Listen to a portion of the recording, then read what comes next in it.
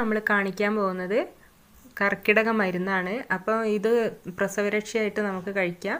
അതുപോലെ തന്നെ കർക്കിടക മാസത്തിലൊക്കെ നമുക്ക് ഊരവേദന, അതുപോലെ കൈകാല് കടച്ചിൽ അതൊക്കെ ഉള്ളവർക്കൊക്കെ എല്ലാവർക്കും ഒരുപോലെ കഴിക്കാവുന്നൊരു ഔഷധമാണിത്. അപ്പോൾ ഇത് നമുക്ക് വലിയ ചിലവൊന്നുമില്ലാതെ തന്നെ വീട്ടിൽ പെട്ടെന്ന് തന്നെ ഉണ്ടാക്കിയെടുക്കാം. അപ്പോൾ നമുക്കതെങ്ങനെയാണ് ഉണ്ടാക്കുന്നത് നോക്കാം. അപ്പോൾ വീഡിയോയിലോട്ട് പോവാം. ഇതിനായിട്ട് വേണ്ടത് ആശാളിയാണ്. അപ്പോൾ 100 ഗ്രാം ആശാളി എടുത്തിട്ടുണ്ട്. ഇത് ഒരുപാട് ഔഷധ ഗുണമുള്ള ഒന്നാണ്. അപ്പോൾ എല്ലാ മരുന്നിലും ഇത് ചേർക്കും. അപ്പോൾ ഇത് കരിഞ്ഞൊന്നും പോവാതെ നന്നായി അങ്ങോട്ട് വറുത്തെടുക്കുക. അപ്പോൾ ഇതിങ്ങനെ പൊട്ടുന്നൊരു പാകമാകുമ്പോൾ നമുക്കിത് വേറൊരു പാത്രത്തിലോട്ട് മാറ്റാം. അപ്പോൾ ഇതായി വന്നിട്ടുണ്ട്.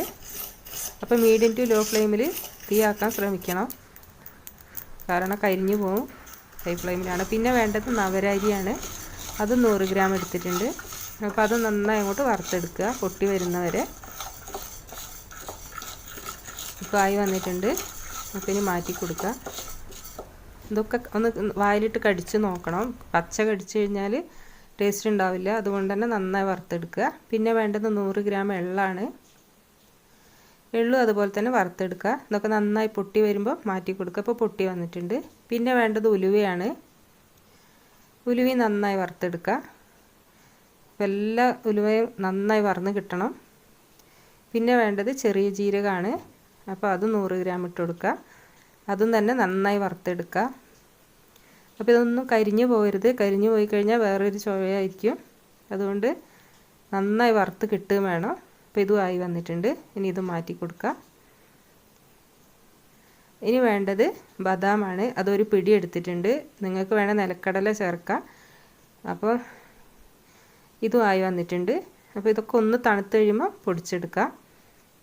അപ്പോൾ ഇതിപ്പോൾ ഒരുവിധം തണുത്തിട്ടുണ്ട്. പിന്നെ വേണ്ടത് 400 ഗ്രാം കരിപ്പട്ടി, അതാണ്. അപ്പോൾ ശർക്കരയ്ക്ക് പകരം അതാണ് ചേർക്കുന്നത്, മധുരത്തിന് വേണ്ടി. ഇത് നല്ല ഒരുപാട് ഔഷധ ഗുണമുള്ള ഒന്നാണ്. അപ്പോൾ അതാണ് ചേർക്കുന്നത്. അപ്പോൾ ഇത് 2 ബാച്ചായിട്ടാണ് എടുക്കുന്നത്. അപ്പോൾ രണ്ടാമത്തെ ബാച്ചിൽ നമുക്ക് ഈ ബദാമും കൂടി ഇട്ട് പൊടിച്ചെടുക്കാം. പിന്നെ വേണമെങ്കിൽ തേങ്ങയും ചേർക്കുക. അപ്പോൾ തേങ്ങയൊക്കെ ചേർക്കുമ്പോൾ കുറച്ച് അധികം നാൾ ഇരിക്കില്ല. വേണം തേങ്ങ ചേർക്കാം. ഞാൻ ചേർക്കുന്നില്ല. അപ്പോൾ ഇതൊക്കെ പൊടിച്ചെടുത്തിട്ടുണ്ട് 2 ബാച്ചായിട്ട്. അപ്പോൾ ഇതൊക്കെ നന്നായി അങ്ങോട്ട് മിക്സ് ചെയ്ത് കൊടുക്കുക. അപ്പോൾ കൈ കൊണ്ട് മിക്സ് ചെയ്യുകയാണെങ്കിൽ നമ്മൾ നന്നായി കൈ നല്ല ഒട്ടും ഈർപ്പമില്ലാതായിരിക്കണം. അല്ലെങ്കിൽ ഇങ്ങനെ എടുത്ത് വെക്കുമ്പോൾ ഒരു പൂപ്പൽ വരും.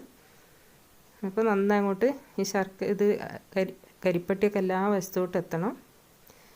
അപ്പം 400 ഗ്രാം ചേർക്കുമ്പോൾ ഒരുവിധം മധുരം ഉണ്ടാവും. അപ്പോൾ മധുരമൊക്കെ നമ്മൾ ഇഷ്ടപ്രകാരം കൂട്ടുകയും കുറക്കുകയൊക്കെ ചെയ്യാം.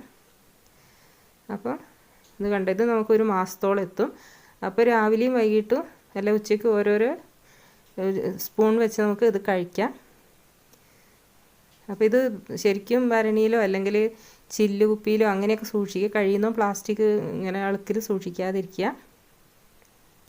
അപ്പോൾ നമുക്ക് വീട്ടിൽ തന്നെ വലിയ ചിലവൊന്നും ഇല്ലാതെ തന്നെ ഇത് നമ്മൾ കടയിൽ നിന്നൊക്കെ വാങ്ങുകയാണെങ്കിൽ നല്ല വില കൊടുക്കേണ്ടി വരും. അപ്പോൾ നമുക്കിത് വീട്ടിൽ തന്നെ ഉണ്ടാക്കാം. നിങ്ങളെല്ലാവരും ഇത് ട്രൈ ചെയ്ത് നോക്കുക. വീഡിയോ ഇഷ്ടമെങ്കിൽ ലൈക്ക് ചെയ്യുക, ഷെയർ ചെയ്യുക, സബ്സ്ക്രൈബ് ചെയ്യുക. താങ്ക്